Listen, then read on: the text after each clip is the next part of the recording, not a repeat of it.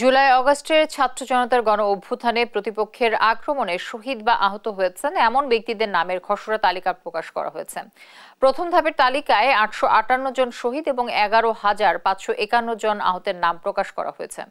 শনিবার গণ অভ্যুত্থান সংক্রান্ত বিশেষ সেল থেকে পাঠানো এক বিজ্ঞপ্তিতে তথ্য জানানো হয়। সেলের দলনেতা অতিরিক্ত সচিব খন্দকার জহিরুল ইসলামের পাঠানো বিজ্ঞপ্তিতে বলা হয়, তালিকা চূড়ান্ত করার লক্ষ্যে স্বাস্থ্যসেবা বিভাগ, স্বাস্থ্য অধিদপ্তর, 64টি জেলায় গঠিত কমিটি এবং গণ অভ্যুত্থান সংক্রান্ত বিশেষ সেল নিরলসভাবে কাজ করে যাচ্ছে।